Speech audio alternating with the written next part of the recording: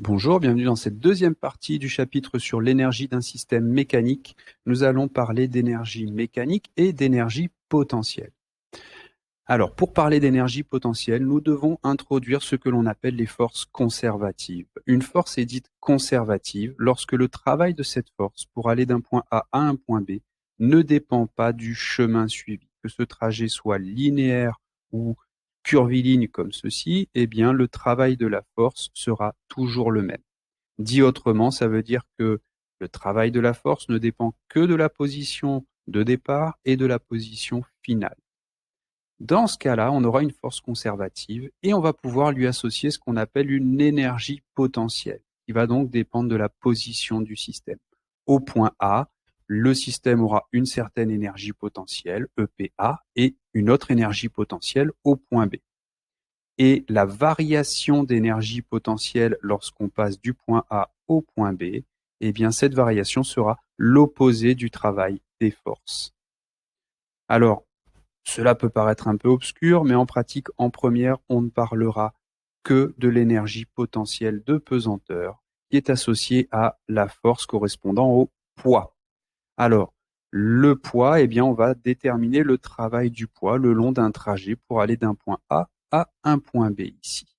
Donc, le point A est à l'altitude ZA, le point B est à l'altitude ZB. Le poids P est une force qui est verticale dirigée vers le bas. Et donc, on va calculer le travail de cette force en appliquant la relation P scalaire AB et en développant avec les normes, norme de P fois norme de AB fois le cosinus de l'angle alpha qui est entre les deux vecteurs. Mais si on regarde maintenant le triangle qui est ici, A, B et C, c'est un triangle rectangle, et dans ce triangle rectangle, AB est l'hypoténuse.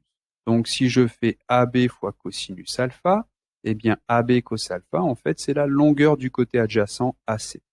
Et la longueur du côté adjacent AC, c'est l'altitude ZA moins l'altitude ZB. Donc, on peut remplacer AB cos alpha par ZA moins ZB.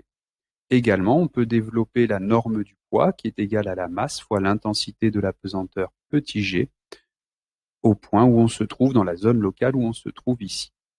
Par exemple, sur Terre, 9,81 newtons par kilogramme. Alors, si on regarde cette expression, elle ne dépend effectivement que du point de départ et du point final.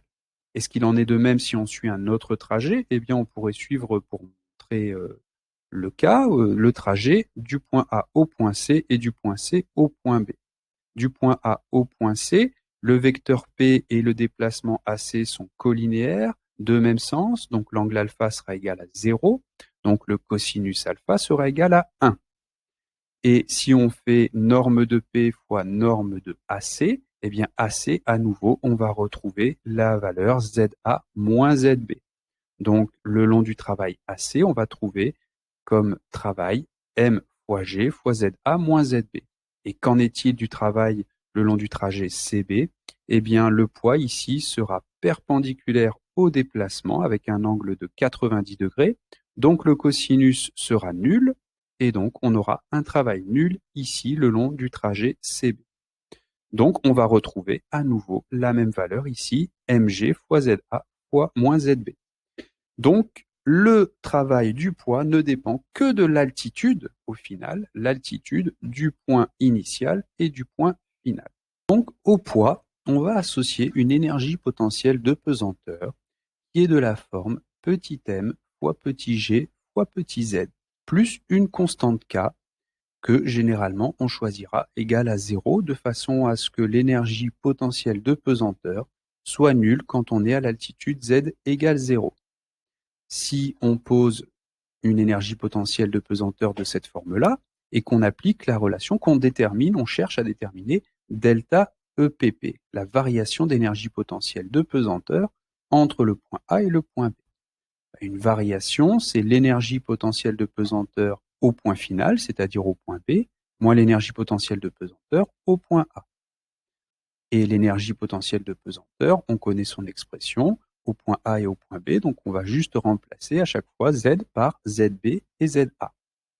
Vous voyez ici que même s'il y a une constante K, elle va s'annuler puisqu'ici on a plus K pour l'énergie potentielle de pesanteur au point B et moins K pour l'énergie potentielle de pesanteur au point A. Il va donc nous rester, après factorisation de M fois G, on va trouver une variation d'énergie potentielle de pesanteur qui sera égale à M fois G fois ZB moins ZA. Et si on compare à l'expression qui est ici, on retrouve bien l'opposé du travail du poids. Donc, l'expression de l'énergie potentielle de pesanteur est celle-ci, mgz plus K, et une variation d'énergie potentielle de pesanteur est égale à m fois g fois l'altitude du point final moins l'altitude du point initial. Alors, d'où provient l'énergie potentielle de pesanteur? En fait, elle provient du champ de pesanteur lui-même, qui est équivalent au champ de gravitation, qui peut être assimilé au champ de gravitation créé par la Terre. Et si vous déplacez une masse dans un champ de gravitation, eh bien, elle va posséder une certaine énergie potentielle de pesanteur. Donc, la valeur de cette énergie potentielle ne dépend que de la position dans le champ de gravitation créé par la Terre. Donc, s'il existe des forces conservatives, eh bien, c'est évident qu'il va exister des forces non conservatives. Alors, le travail d'une force non conservative, par opposition aux forces conservatives, va dépendre du chemin suivi. C'est le cas en particulier de toutes les forces de contact qui sont des forces non conservatives, les forces de frottement, forces de poussée, la tension d'un fil, etc.